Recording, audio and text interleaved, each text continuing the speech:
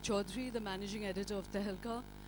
And personally, for me, this is the most significant session, and I'm terribly proud to be part of it. I think it's one of the most germane issues that all of us across the globe are facing.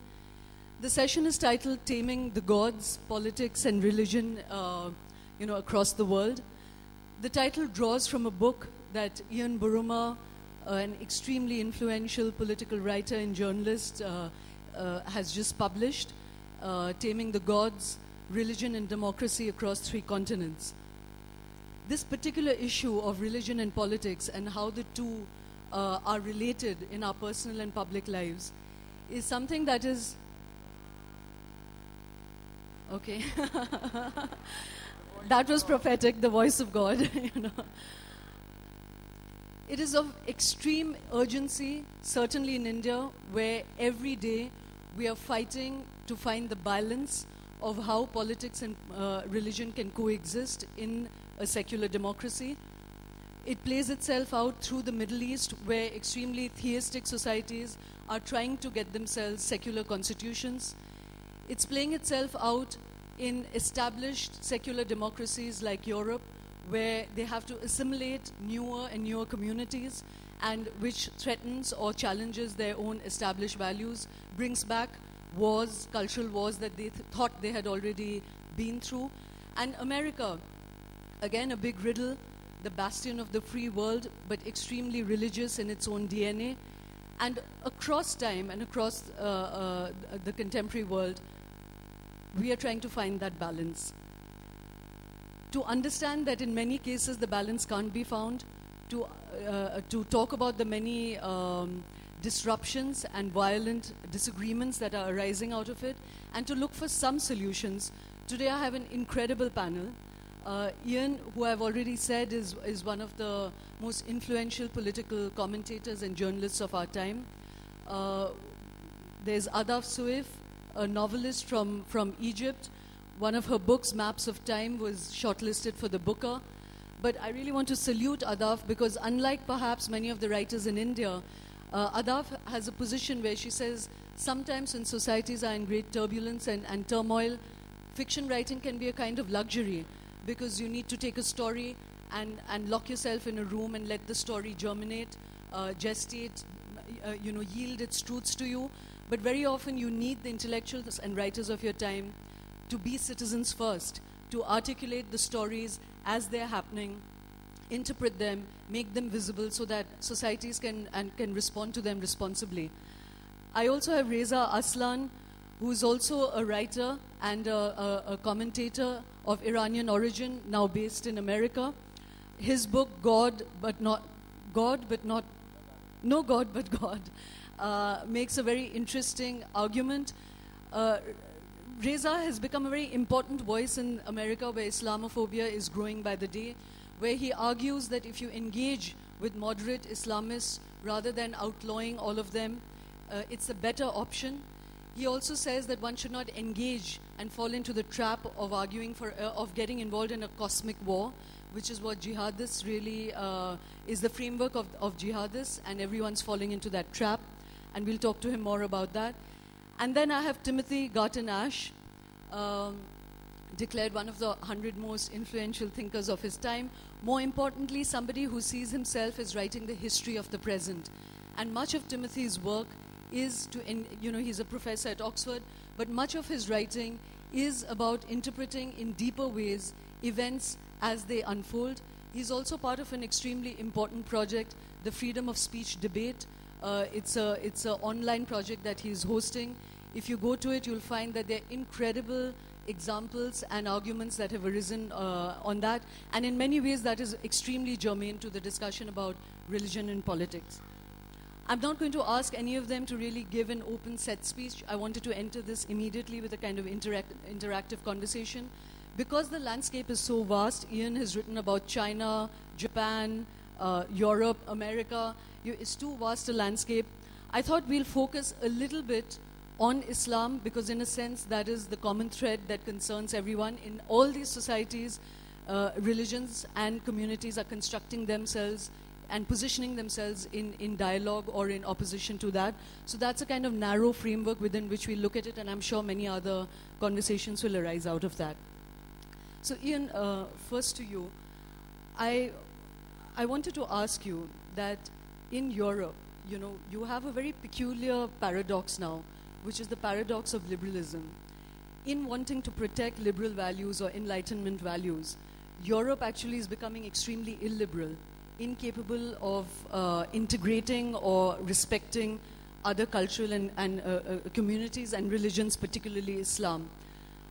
Why do you think that that has happened? How much is Islam itself or the interpretation of Islam to be blamed for that?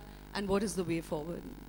Yes, I mean, one should be careful, of course, to say Europe this or Europe that, because of it's never that general. Many countries. But one reason, I think, for the very acrimonious tone of the debate on Islam and the critics of Islam is partly because there's been violence. I mean, that's one reason, and I don't need to tell you in India what the consequences of that can be.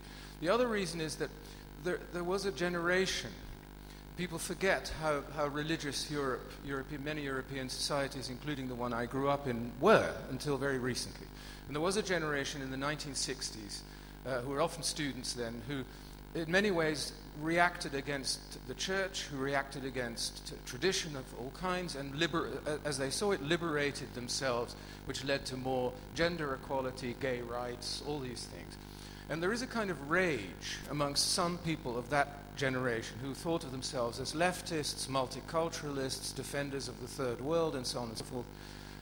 There's a sense of rage and betrayal because they feel, here are these Muslims, and they're forcing us to argue for these same things all over again, gender equality, gay rights, and so on. We stood up for these people as nice third worldists, multiculturalists, and so on, and they're now stabbing us in the back.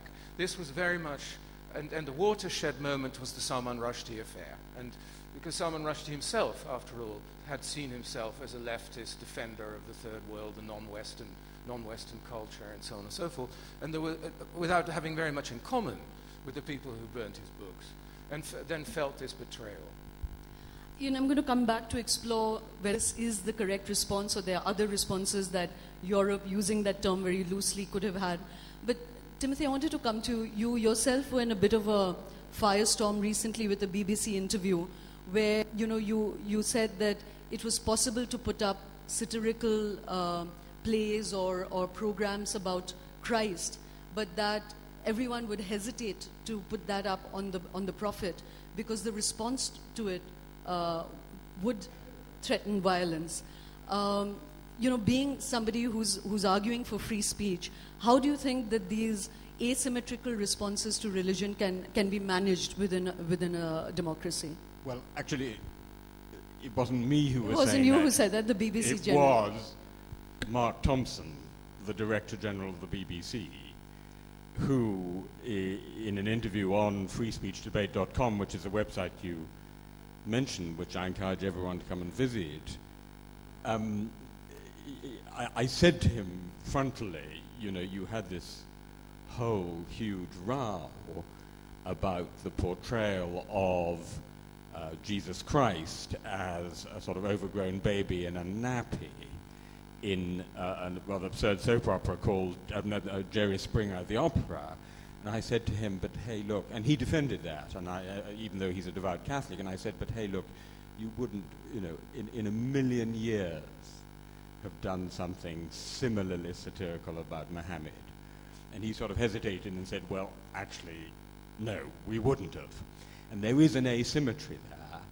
And the problem here, and I want to say this very strongly, the problem is not Islam versus Christianity or Buddhism or whatever it may be. The problem is violence. The problem is that the credible threat of violence is what makes the BBC and everybody else think 5 times and then decide not to broadcast. And so I think the framing of it, if I may say so, in which we say, let's really talk about Islam because that's the big problem for Europe. For me, thinking about it from the point of view of freedom of religion and freedom of expression, the key issue is violence. It's when people say, if you say that, we will kill you, and so people stop saying that the problem really begins. Timothy, that is the obvious kind of parameter that all of us fear. And in India, in fact, it's less complicated because the threat of violence is competitive.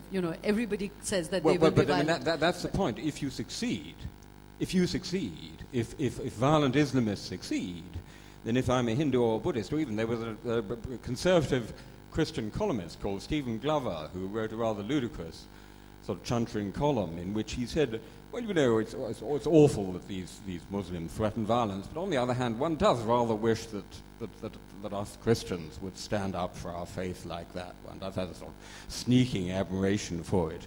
And so what happens is that if you yield to violent intimidation, that in itself becomes an incitement for more violence.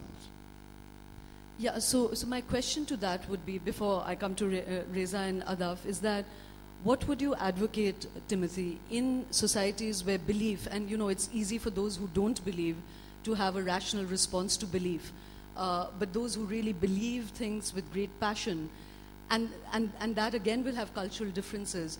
What should a democratic government do? Do you accommodate differences, or do you just have a line which says, even if there is threat of violence, we will go through with this, we will protect it, protect your right to freedom of speech? I think there is all the difference in the world between the kind of, and I have to say, one seems to encounter this quite often in India, if I may say so, the kind of attitude which says, you respect my taboo, I'll respect yours, whatever it may be, and even if there are 1,000 taboos, we'll respect them all. I actually have, if I may, a wonderful quotation from the Jaipur police commissioner talking about this very festival, who said, I quote, "We'll provide 100 armed police personnel, but organizers have been asked to ensure that no one's feelings are hurt." Well, ladies and gentlemen, if no one's feelings are hurt, there ain't going to be much we can talk about at all. We might as well all shut up and go home. So that's almost a...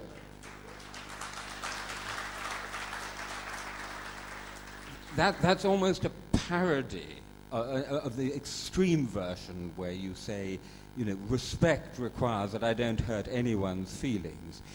On the other hand, you have the American extreme, which says only if the incitement to violence is intended, likely, and imminent, this is a classic Supreme Court ruling, should we step in to intervene. My view is that violence should be the decisive criteria for the law, for the state to step in, but you may have to go a little way further back up the food chain and understand that some kinds of intensive propaganda on media, week in, week out, may in the end actually lead to violence. But the criteria should be violence, not hurting feelings. Yeah, I cannot agree with you more, Timothy. But Ahdaf, I wanted to, we'll come back to this idea of violence and responses. But there is another dilemma about religion and politics, and that is that there are some societies that genuinely believe that having some degree of religious values in a constitution or in the conduct of public life, in the conduct of the state, would actually create a kind of ethical core. And that if you don't have those religious values, then this is a society unmoored in ethics. Egypt, that is now struggling after a revolution to redeem the revolution's own promises and war cries, is trying to actually resist a constitution that will have Islamic values written into it. Being both an Egyptian, a Muslim, how do you explain this?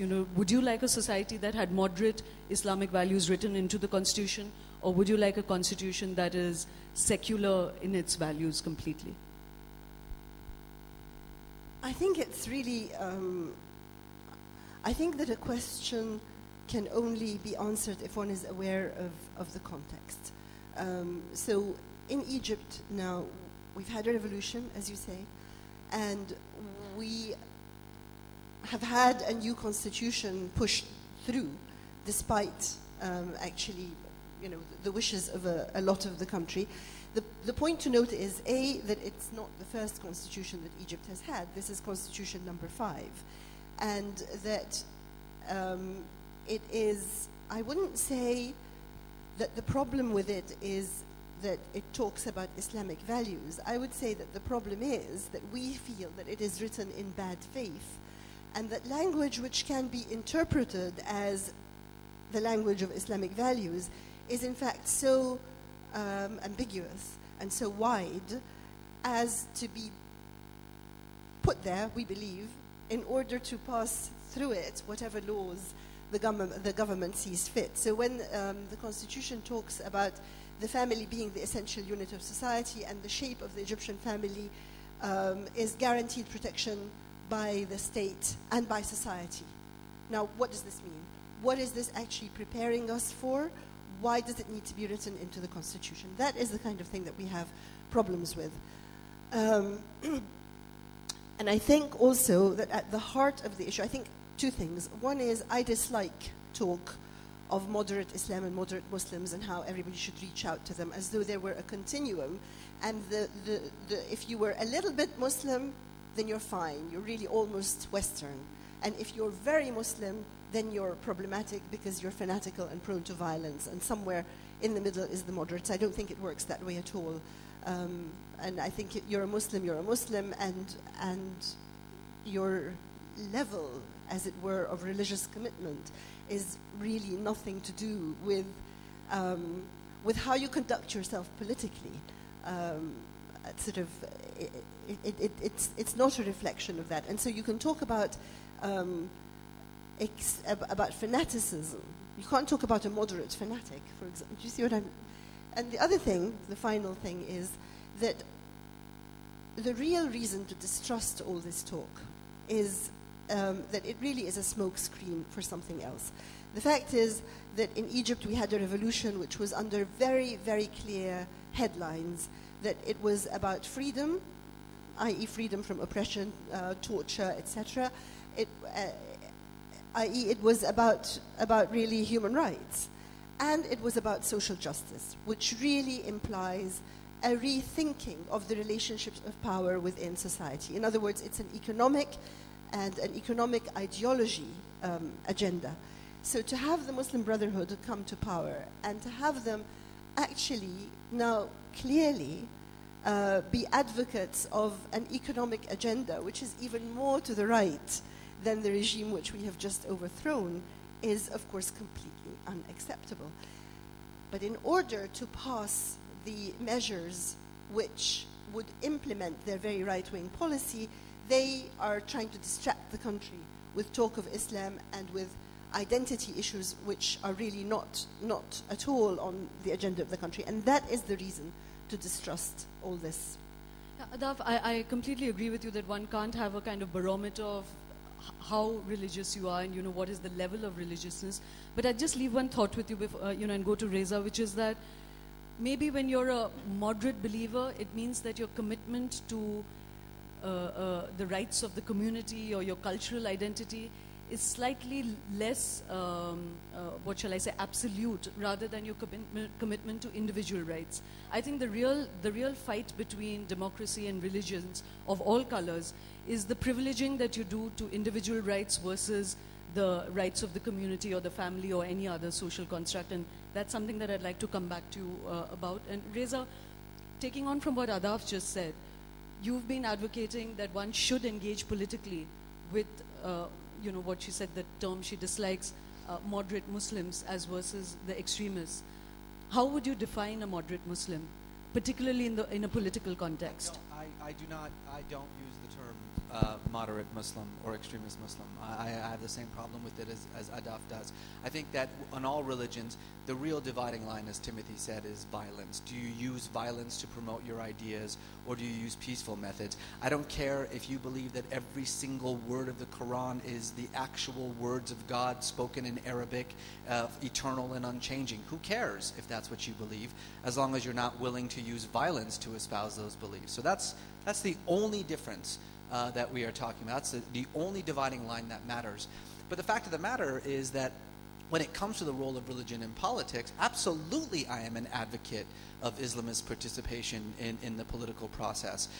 Whether we like it or not, religious nationalism is a reality, and by no means is it a uniquely Islamic phenomenon. Religious nationalism is on the rise across the world, whether it's those espousing Hindutva or whether it's those espousing Jewish nationalism whose loyalty is to the biblical land of Israel, not to the secular state of Israel, whether it's in my country, in what we call now, what scholars refer to as dominionists or Christianists, those evangelical right-wing Christians who believe that the United States is a Christian nation founded on Christian values, and that the laws of the state should be subordinate to those values, which, by the way, if you believe the scholars who study this, they say about a third of Americans fall into that category. That's 100 million Americans who believe in Christian nationalism. So whether it's Islamic nationalism or Hindu nationalism or Jewish nationalism or Christian nationalism or Buddhist nationalism, we have to just understand that, like it or not, religious nationalism is a reality. It is part of the political process, and there are only two options in dealing with it. Option number one, you can suppress it. And we know from countless historical examples that if you suppress it, it becomes radicalized, it becomes violent. Or you can give it, within rules and boundaries, an opportunity to become part of the political process, to actually present its ideas to an electorate and give the electorate an opportunity to vote upon it. As disappointed as one may be on the Muslim Brotherhood, you cannot ignore the fact that the majority of Egyptians agree. Now, the whole point of a democratic process, as opposed to the Mubarak era, is that in a few years, they get to vote again. And so there is an opportunity to redirect the country as opposed to under a dictatorship. But the fact of the matter is that in any democratic society, whether it's India or Egypt or the United States or Europe, the very foundation of the state, the laws, the moral values, the cultural norms of the state are going to be defined by the moral values and the norms of the majority. And as long as there are protections for the minority, there's nothing really to be done about that. We vote, as much as we like to think this, we like to pretend. We say we have this term in America that you vote with your pocketbook. Nonsense. You do not vote with your pocketbook. If you voted with your pocketbook, the Republican Party would not be founded upon white poor people, which it is, every economic decision that the Republican Party makes is detrimental to its base. You vote by this sort of tenuous feeling that you have, this nebulous connection that you have, where you feel as though the person you're voting for is, quote, like you, that they share your worldview, that they see the world in the same way. And religion happens to be the simplest sort of shorthand for that. You share my faith? Well, then you see the world the way that I do. It's often false, but that's how we define who we want to represent us. So there's nothing to be done about it, as far as I'm concerned. I mean, we could talk about, well, we need to secularize society and excise religion from government, but you can't do that in a free society. Reza, I think that this creates a lot of paradoxes. I agree with you that all religious, groupings must definitely be part of a political process. But in India, for instance, and Egypt, is also facing this, where the Muslim Brotherhood or a Islamist constitution, the way they're envisioning it, would leave Coptic Christians and women out of the political process, because, first of all, that's incorrect. Because of the values. That's absolutely incorrect. There's a lot wrong with this constitution in Egypt. A lot wrong with it. And Ahdaf, I think, mentioned some of those things. What's not wrong with it is what it says about the role of Islam in society. Actually, it says almost the exact same thing as the previous constitution said. Ahdaf is right. The difference is that even though the wording is the same, no one thought that Mubarak was going to actually enforce any of this stuff. Now the wording is the same, and the fear is that the government will actually enforce it. But again, that's what the elections are for. People constantly say that elections do not a democracy make. That's absolutely true. An election does not a democracy make. But 2 elections is a good start. Okay. Ian, I just want to come to you with some of this. this idea about allowing in the absolute foundation of a nation, should religion play a part in the politics? So far what we are discussing is the practice of your cultural values or your religious values in public life. That's a whole separate issue. In the very founding of a national idea, in the writing of constitutions, should religion play a role? And, again, while you've been talking about the kind of pernicious effect it can have on societies, you've also said that in America, religion and Christianity, in fact, has enabled the creation of free institutions. Can you elaborate on that? I don't think I said that. I think it was Tocqueville who said that. I'd be happy to take credit for Tocqueville, but well, of course it plays a role because people are religious. In the case of many people, their values and moral values and so on come from their faith and so on. It depends on what you mean by, or what the role should be. And I do believe, as the writers of the American Constitution did, certainly Jefferson, that what needs to be kept separate are not politics and religion per se. It's political authority and religious authority as institutions. And religion can play a role. For example, in the case of the civil rights movement in the United States, which, by the way, was not just fought for by people who saw themselves as sort of like those people they were fighting for. There were an awful lot of Jews fighting for the blacks in the United States civil rights movement as well. Martin Luther King's views on civil rights were clearly, he was a reverend, were clearly informed by his Christian faith, which is entirely legitimate.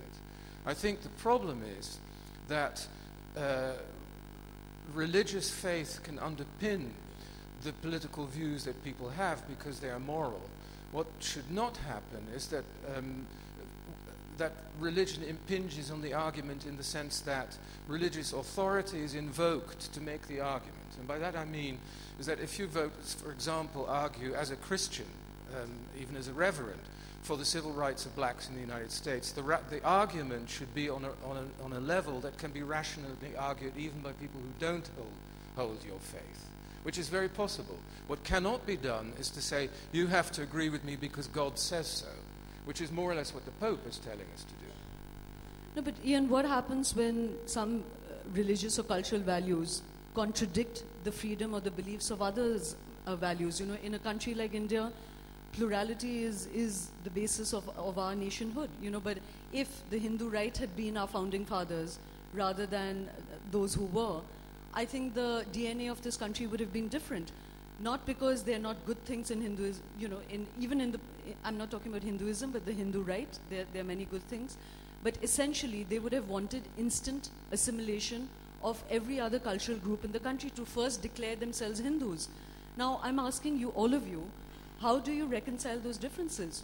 Could I answer that? Yeah. I think I'm right in saying that I'm with Nehru in that the law of the nation should be by and large secular.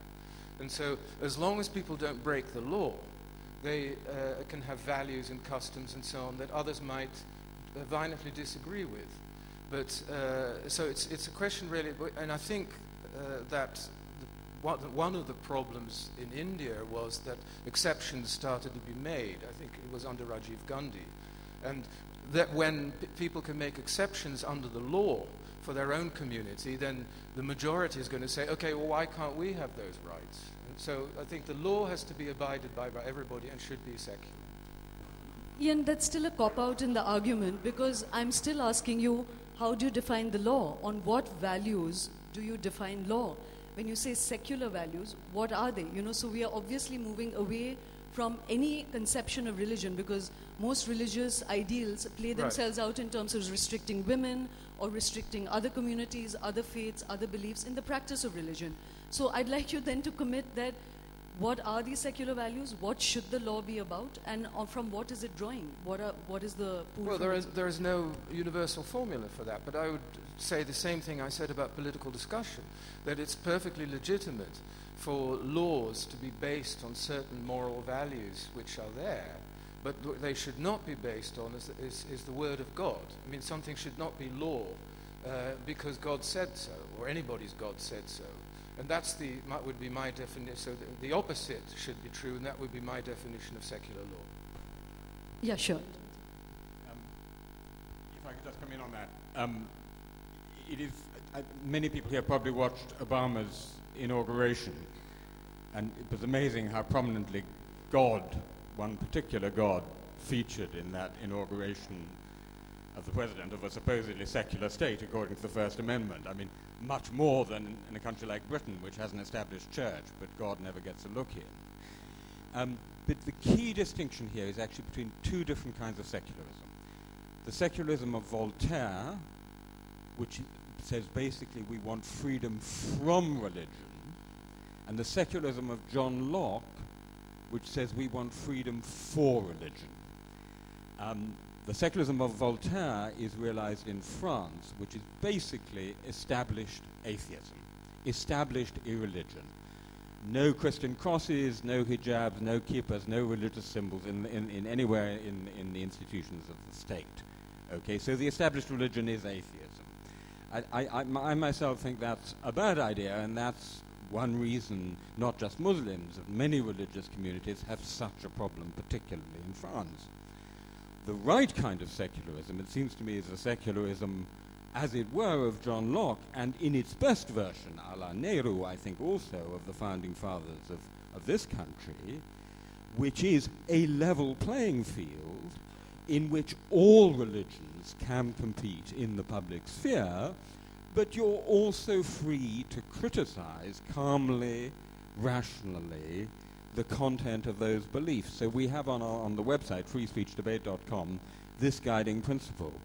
We respect the believer, but not necessarily the content of the belief. I repeat, we respect the believer, but not necessarily the content of the belief. And if you can get to that point in a mature secular society, I think you're in a good place.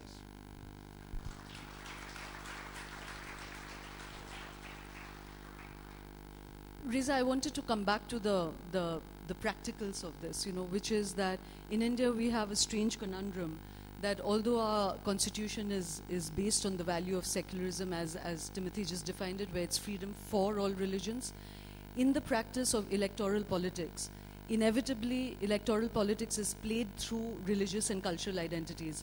And that's when religion gets refracted in much more intense ways than it was meant to constitutionally. That's one thing.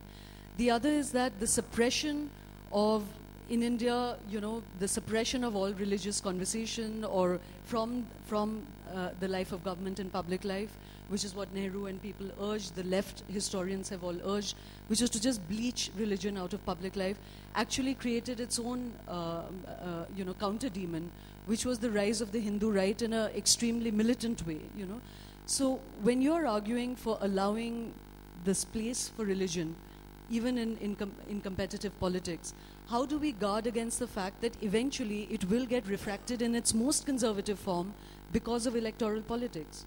No, and that's sort of the nature of politics. It's actually the nature of human condition. I mean, when the drive to create collective identities is, I think, innately human, and the easiest way to identify oneself is in opposition to another. And so what is, I think, very common, and not just in the Indian context, but all over the world, especially here where I live in the United States, is to use, as I said before, religion and a particular doctrinal version of religion as shorthand for us. How do I define us versus them? Well, do you pray like me? Do you fast like me? Do you dress like me? Do you follow the same dietary laws as I do? Even if in reality our values are quite different, our worldviews are quite different, that becomes sort of a simple way of defining ourselves as a unity. And of course, the whole point of politicians is to take advantage of that, to exploit the idea of identity, collective identity, for political gain. It's not unique by any means to India. The United States, I mean, again, the Republican Party, we only have two parties, because in the United States you can only have two opinions. So we have two political parties, one of which defines itself, its core values, its ideas, the very political platform, in the most stark Christian language, as stark as can be. Now, it is also the case that the leaders of that party are immoral bastards who care about money and power and sex more than they care about Jesus. And yet they have managed through this, that's not anything new. I shouldn't surprise anyone by that. What the advantage, however, is that by speaking this language, which of course the power of religion is that it's the language that holds the most currency for the masses. By speaking this language, they have managed to create this massive groundswell of support amongst similar religiously minded people who absolutely do not share any other part of the values, either the economic or political or cultural ideals that these political leaders do. So that again, it's less a function of religion than it is a function of politics and the human condition, in my opinion. Can I disagree here? Yeah, sure. Of course. I think it's a completely erroneous picture of American politics. You yourself just said that a party led by people who have private airplanes and things was largely supported by poor white people with whom they have nothing in common. That in the first place. If you look at the history of the Democratic Party, it used to be a coalition between very conservative people in the former slaveholding states of the South and liberals on the West Coast and the Northeast, who had nothing in common with one another.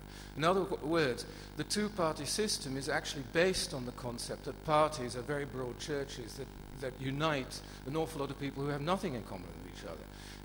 The victory of Obama is another illustration of it, because the strength of the Democratic Party as it is now is precisely that it's a coalition of minorities, but who may not have very much in common with each other either in terms of religion or gender or anything else, but still have common interests. So what you leave out of your description of the way a democratic system functions is a communality of interests which are not to do with identity politics. Well, but I think what you brought it up perfectly. In the Democratic Party, and I'm neither Republican or Democrat, in the Democratic Party, that coalition is based on... You are part of that third opinion that doesn't exist in exactly.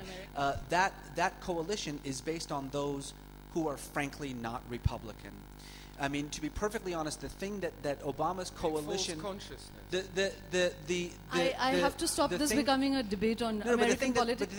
And so what I'm saying is, in the Republican sense, yes, there is a eclecticism of economic and social status, but the glue that holds that together from the political party is religion. It's Jesus is the glue.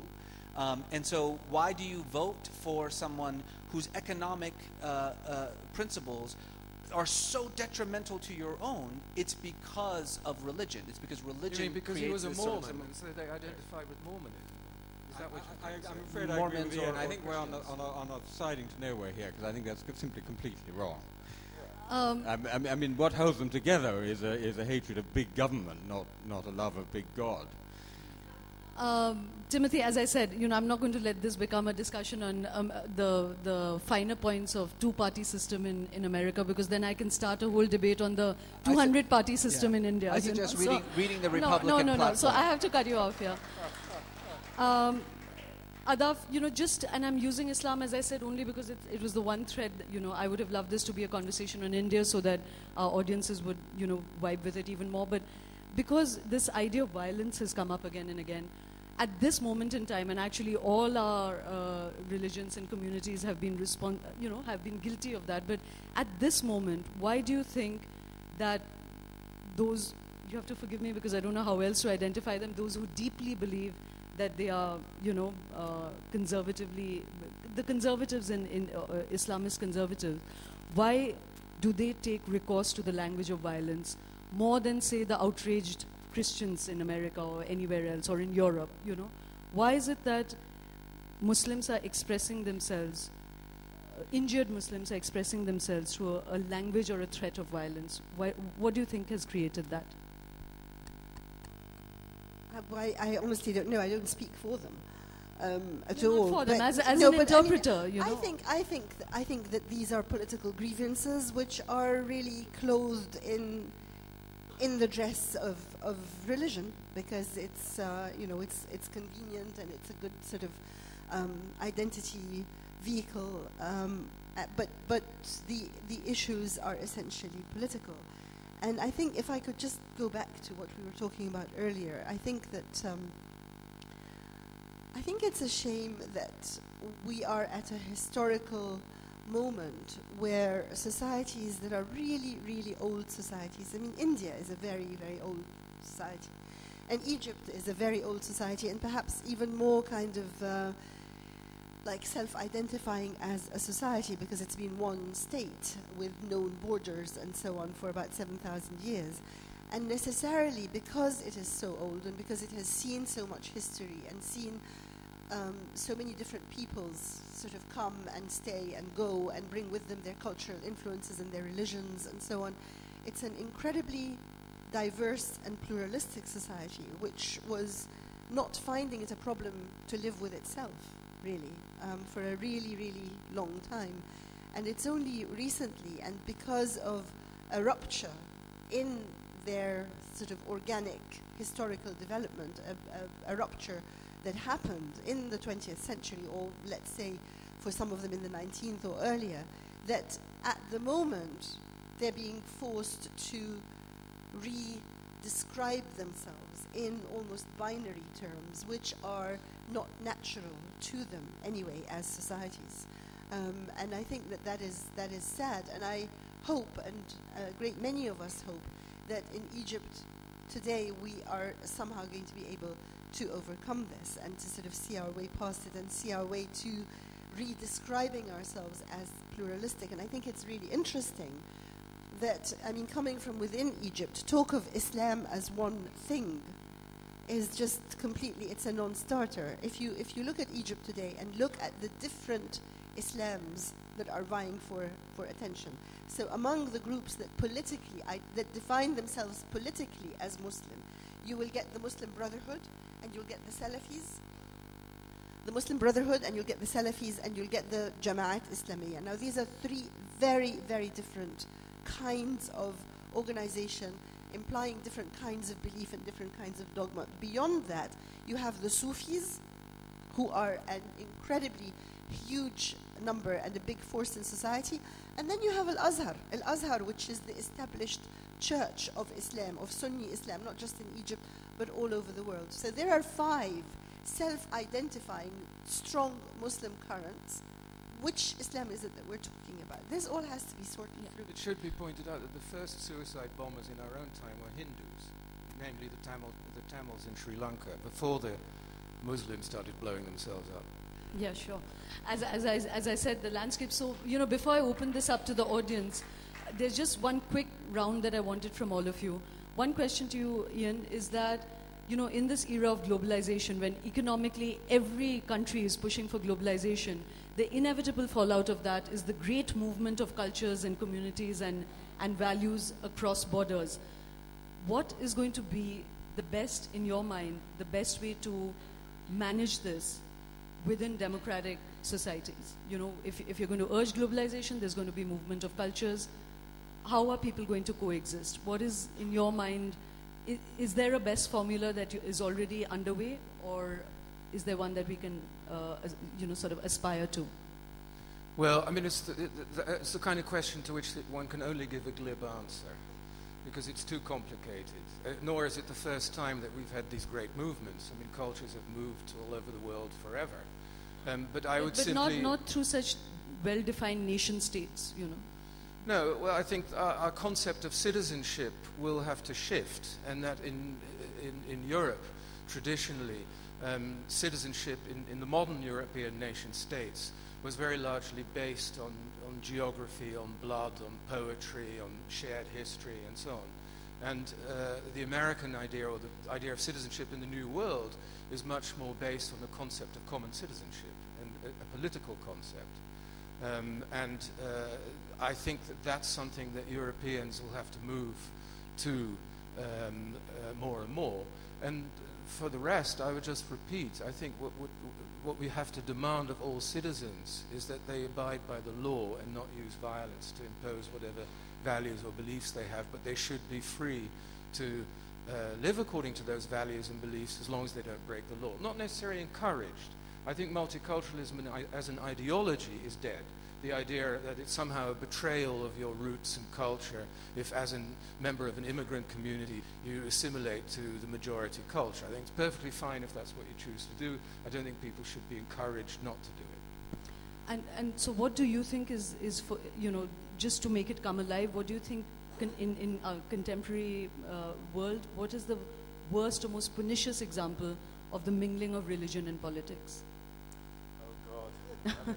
There are so many that I can't shall think of I one. go around and give you a chance to think? Yes. Okay. Well, I would say Iran, because that's exactly what Ian's point was absolutely right on. That it's not about the role of religion and the mingling of religion and politics. It's the mingling of religious and political authority, and Iran is the only country on the planet in which the religious authorities are the political authorities. And I think that the catastrophe of modern Iran is a perfect example of why you don't want to mingle those two things.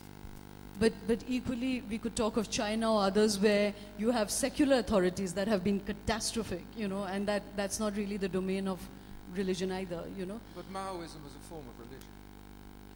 Yeah, and that's why I didn't want to touch on China, because that's a whole other continent, Tim, if I may ask you the same question, what could you identify, just so that we go away with concrete ideas in our head, as being one of the most pernicious examples of how religion and politics can mutilate each other? There are so many that I'm going to answer Ian's question instead, if I may, because I think in a way that's a more important takeaway. And first of all, just to say, I actually think, unlike Ian, I think today is different, because I think the sheer scale of mass migration, the hundreds of millions of people who are moving around the world, plus the internet and mobile phones. 85 out of 100 people in the world have a mobile phone. So if it's not the people, it's the ideas, or the YouTube video called Innocence of Muslims, which can create riots in Pakistan and Afghanistan and you name it. So that the challenge of combining freedom and diversity has a new scale to it. And people, particularly in the second generation, people say who've moved from a conservative, rural, often a Muslim background to a West European secular country, have a huge identity conflict, a kind of cultural schizophrenia, and it's very often these people who are radicalized and do in fact become violent extremists. So there's a huge problem. And the best answer we have to it is to have an absolutely clear, consistent, liberal secularism, which is freedom for religion, which says, and I say it again, we respect the believer but not necessarily the content of the belief, and then really practices that, because practice is what we preach. And if we actually do that, and many of our societies don't do that, because in many West European societies it's the opposite of here. The people who are in many West European societies who are treated as slightly odd, eccentric, not to say rum, characters are the religious believers. It's as if the true bien-pensant, the sensible people, are actually the atheists. If we're absolutely, genuinely consistent in that liberal secularism, that is, I think, our best chance of combining freedom and diversity. It should be said that Tim speaks like a true Protestant. Because the freedom from religion, which is the Voltaire's attitude, of course, because the Catholic Church as an institution had so much authority, so they needed to have a revolution against the Church, whereas freedom for religion, to protect it from the secular state, was the American Revolution. Correction, Ian, I speak as an ex-Protestant.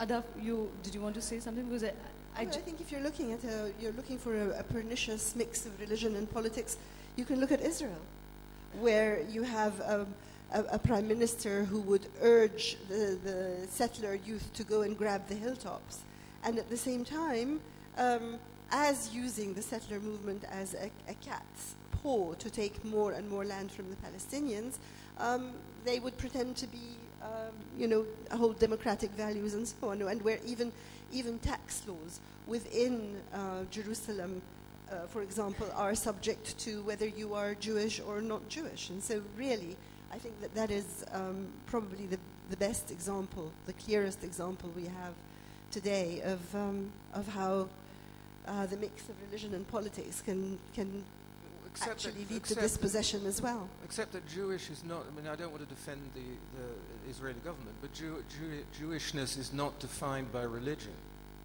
Well, it is in Israel. No, It is in Israel. The rabbinic court is the sole decider of who is and who is not a Jew.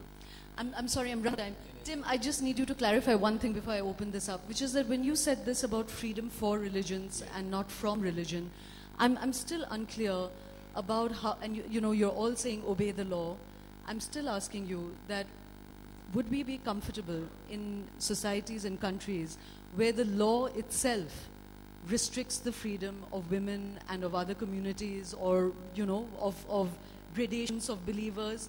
No, it might be the law of the land. So I again ask you, from what should laws draw from? Are they enlightenment values? Should we now accept that enlightenment values are the, baseline on which nations should be created? Right. So I think it's a little late in the day for a very long word, but can I give you one? Can you take this at 1:25? It's called the Birkenförder paradox.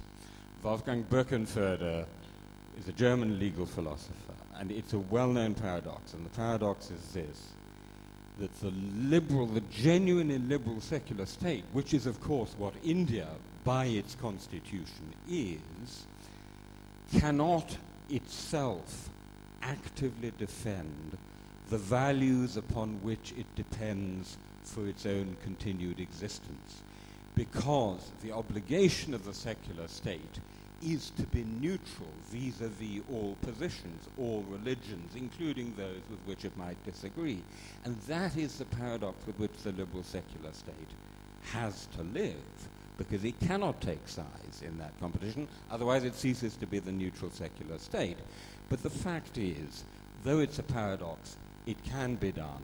Many countries have done it in history. I'm sure that India will come back to managing to do it. And if we follow the two principles, obey the law, which is the law of the land, of the state, not the law of a particular church or a particular sect or a particular caste or region, and above all, no violence, never violence. We get there. Thank you. Who's got the mics? There's a question here.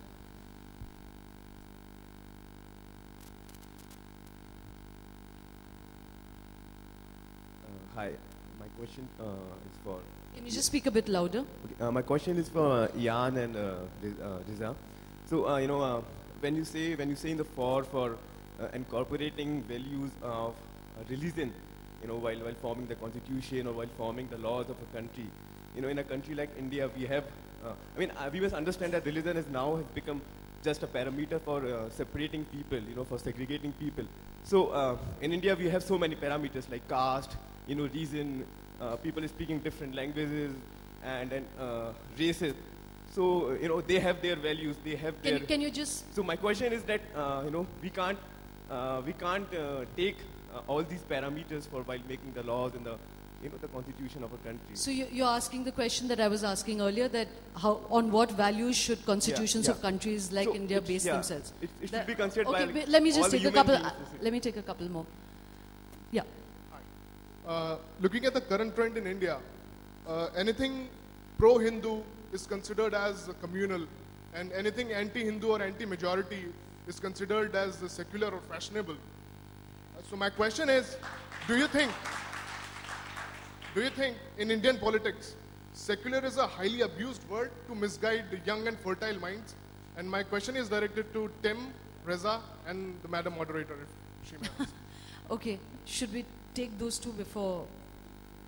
He just said that in India, we are a secular nation, but that basically means that all anti-Hindu statements are acceptable, and it's fashionable to be anti-majoritarian and anti-Hindu. Right. I don't know enough to answer that question in the Indian context, but what is certainly true is that in so many different countries, you see the word games. You're a terrorist, I'm a freedom fighter, right? you're a fundamentalist, I'm a true believer, and so on. So that what I think is true, and this is a lesson from George Orwell, is that looking at the political semantics, looking at the words that are used to describe different groups, can be very, very revealing. And actually, if I may just add one other thing on this is why the problem, as I see it, of a very fragmented, highly commercialized Indian media, often hysterical and sensationalist Indian media, with the notable exceptions, as I gather, of the Hindu and, of course, Tehelka,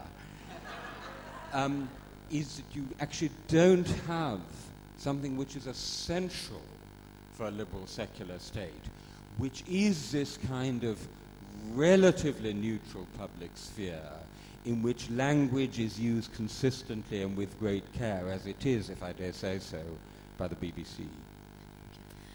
I'll answer your question later. Let me just take some more questions. Yeah, there's a young girl here. Hi, my question is, can you hear me? Yeah. My question is to Reza. When you said that religion can be one of the best forms of identifying with a person when he stands for your political gains, don't you think instead of uniting people, it actually ends up dividing people? Because when I say that vote for me because I belong to a certain religion, what I'm actually saying, what I'm actually making is making people of that religion identify with me. I'm not saying vote for me because I stand for, public welfare or other secular values. When you use religion as a political, when you use religion to identify with yourself as a political figure, you alienate yourself from everyone else who doesn't practice that religion. Yep. I didn't say best, I said easiest, and that's exactly the point. The entire point of collective identity is not to say who you are like, it's to say who you're unlike. So yes, of course, in that regard, religion is the easiest way of defining yourself against another. I mean, your point is exactly the point that I was trying to make. I'm not saying it's a good thing, I'm just saying that it's the easiest way of doing so. Just two more questions because I'm getting desperate signs from the organizers. I'll come there. Thank you. I'm going to personalize this a little bit, this question. But I grew up as an agnostic in a very deeply religious country, India. And part of it is because, you see around you just the immense havoc that religion has played. And as a generation, I think religion really let us down.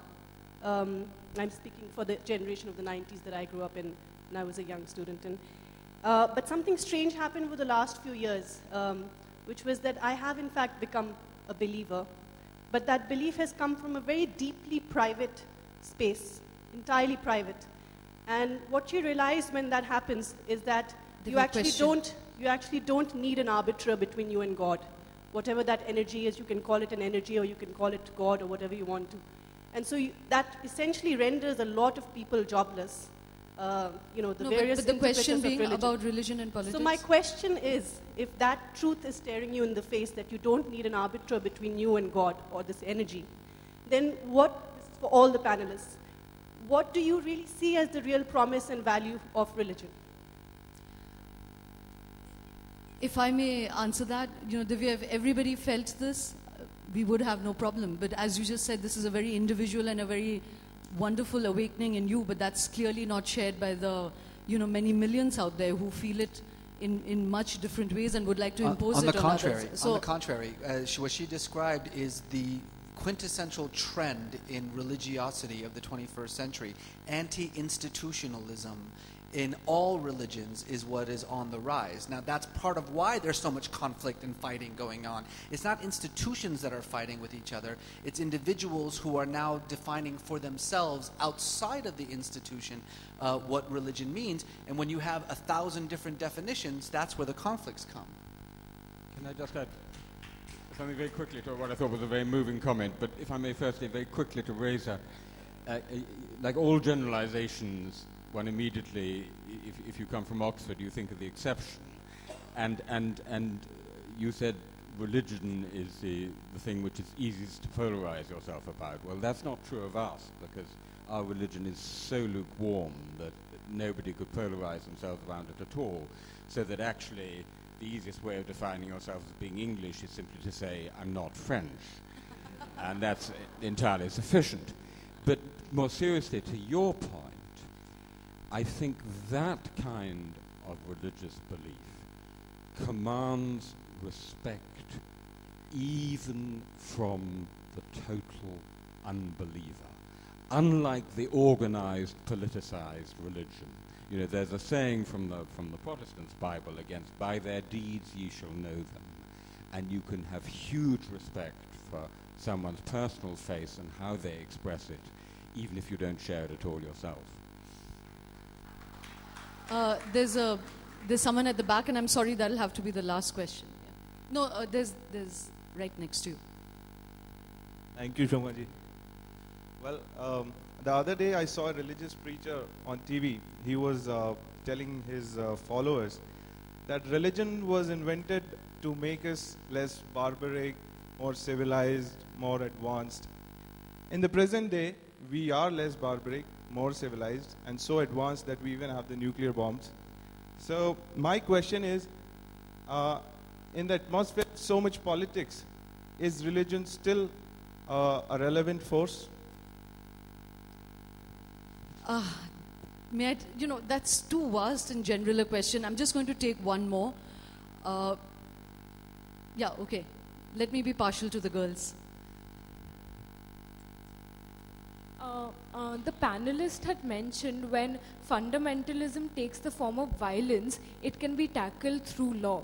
But what do we do about religious and cultural fundamentalism when it's expressed through the apparatus of hegemony? For example, when the Khap Panchayat says a diktat that girls should be limited to the private sphere, and they come and burn their jeans and burn their mobiles voluntarily. So how do we deal with that? Saying a secular state, do we stay away from it, or do we intervene? Because it's a consensus among, the liberated people that what the Khap Panchayat is doing is wrong, and what is expressed as individual liberty is actually not individual choice of those women. It's a hegemonic idea of patriarchy that's persisting. Would any of you like to take that? The question is... The question is that what happens when there's a breakdown between a community that, like the Khap Panchayats in India, which restrict women's freedoms, and the law of the land which says something else? How do you negotiate that? Well, you have a very similar problem in a country like Britain, where, for example, you might have immigrants from Bangladesh or Pakistan often, but not necessarily only Muslims. And their daughters are locked up because they have a boyfriend that the fathers and the brothers don't approve of. Now, they're now apparently training not only social workers but the police in those cases when violence is used or if somebody is actually locked up to intervene, because it is breaking the law. And so I think that's the answer. I mean, it's back to the law.